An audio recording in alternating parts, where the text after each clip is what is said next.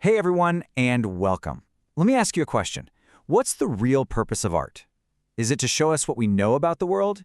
With perfect lines and all that intellectual precision? Or is it maybe to capture what we see and what we feel? That fleeting, incredible magic of light and color. For centuries, that first idea, the one about knowing, totally dominated. But in one very unique city, Venice, a revolution was brewing that was going to change the answer to that question forever. And really, at its heart, this was a clash between two huge ideas. On one side, you have this very intellectual approach, all about creating perfect, solid forms based on super precise drawing. And on the other side, a totally radical new goal, a sensory experience that was all about capturing the fleeting effects of light and atmosphere using pure color. It was, no joke, a revolution in how we see. All right, so to really get a revolution, you first have to understand what they were rebelling against, right? And back in Renaissance Italy, the undisputed king of the art world was Florence. Their whole philosophy, which they called disegno, and that means both drawing and design, it was pretty much the law of the land. Yeah, this slide really lays out the Florentine rulebook. For them, painting was a serious intellectual thing. It was based on concrete knowledge, knowing your anatomy, your perspective, your structures. And drawing? Drawing was everything. It was the absolute foundation. The whole goal was to create this perfectly balanced, almost mathematically precise picture, making the figures look super solid, almost like you were looking at a sculpture on a canvas. But then you had Venice, a city literally built on water, a city of reflections, shimmering light, and just an explosion of vibrant color. This place was the complete opposite of Florence's stability. I mean, this environment didn't care one bit for rigid lines and perfect forms. It was screaming for a new kind of art, something more fluid, more alive. And it wasn't just in the paintings. Even the architecture had to change. You had architects like Giacomo Sansovino, who took these solid classical forms of the Renaissance and just made them lighter, more decorative. You can see it in buildings like the Library of San Marco. They were trying to find a kind of grace that could actually vibe with the city's dazzling light. The city itself was the real catalyst for change. And the very first painter to really answer that call from Venice, that was Giorgione. He basically looked at the Florentine rulebook and just set it aside. Instead of obsessing over perfectly drawn shapes, he got completely hung up on creating a tangible, poetic atmosphere. This quote right here gets to the absolute heart of his breakthrough. For centuries, the landscape in a painting was just, background filler for the human drama. But Giorgione? He saw it as something way, way more important. And here it is. This is the key. In his masterpiece, The Tempest, that moody, electric atmosphere, that feeling of an approaching storm, the humid air, that is the main character. The people in the painting, they almost feel like they're just secondary to the powerful drama of nature that's happening all around them. So, Giorgione's big discovery was this idea of the unity of nature. It sounds kind of simple, but trust me, it was absolutely revolutionary. He was the first one to really blur the lines between people and the landscape, melting them together into this single poetic moment, all tied together by the exact same light and air.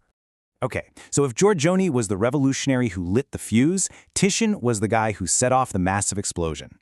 He took Giorgione's ideas and just perfected them, becoming the undisputed master of this new Venetian style. And his weapon of choice? Colorito, which was the Venetian word for their whole philosophy of color. So how did he do it? How did he use color to actually build a painting structure? Well, Titian completely blew up traditional composition. Just look at his famous Pesaro Madonna.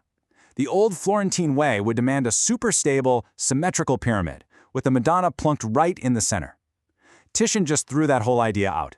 He shifts her over to the side, and then, this is the genius move, he uses this brilliant blast of light and a powerful red banner to pull our eyes across the canvas and create a completely new, thrilling, and dynamic kind of balance.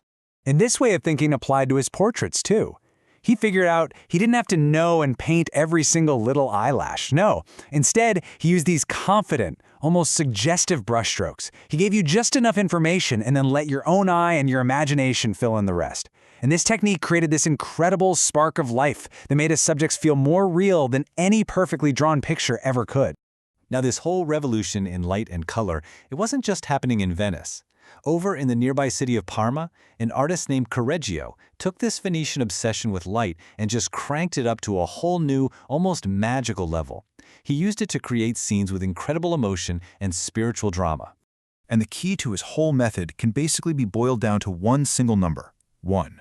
In his absolute masterpiece, The Holy Night, there is only one source of light in the entire scene, and that source is the Christ child himself. This divine, kind of unearthly glow just radiates outwards, lighting up the faces of the figures around him and throwing the rest of the scene into deep, deep shadow. The whole arrangement feels really casual, maybe even a little lopsided, but the entire painting is perfectly balanced by that single, powerful beam of light. It was the ultimate proof that light could be a more powerful organizing tool than any of Florence's strict geometric grids. So what does all this add up to? Well, it was a massive change in what painting was even for. It shifted art from being an exercise in what the artist knew to being an exploration of what the artist could see. And this slide really brings it all home.